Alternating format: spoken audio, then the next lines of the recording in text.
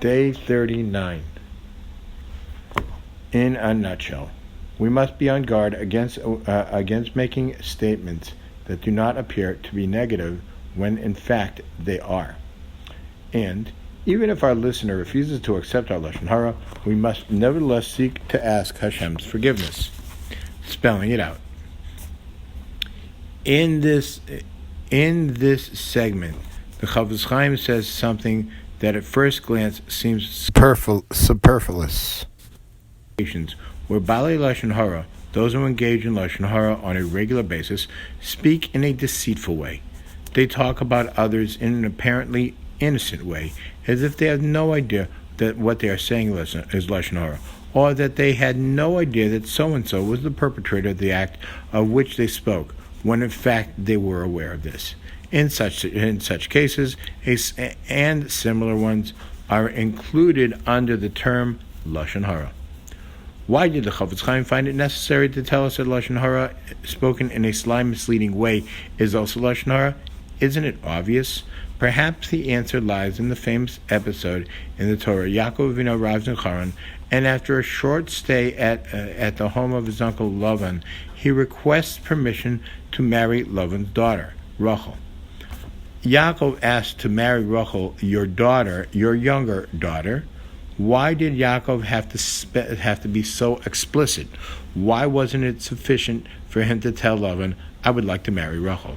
Rashi provides the answer. Yaakov knew that his sly, cunning uncle could not be trusted. Therefore, it was necessary to him to spell it out.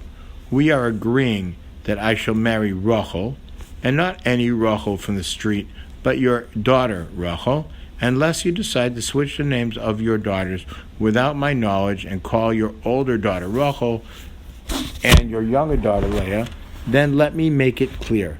I want to marry Rachel, your younger daughter. As we know, even these stipulations did not stop Lavan from switching Rachel with Leah. Dealing with Lavan is no simple matter. Neither is dealing with the Satan. A person is in the thick of conversation when he suddenly recalls a funny story about a friend, and in the back of his mind he thinks this might be Loshon Hara. As he is talking, he needs to make a split-second decision as to whether or not he should relate the story. The Satan whispers in his ear, just say it casually as if you have no idea it might be Loshon Hara, or just leave out the person's name, then it's surely not Loshon Hara. Never mind that everyone will know about whom you're speaking.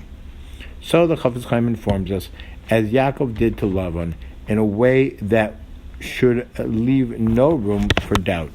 These are all cases of Loshon Hara. Be on guard. This segment concludes with an important point about tshuva for the sin. Even if Loshon Hara causes no harm at all to the subject, the speaker has committed a sin and needs to seek forgiveness from Hashem.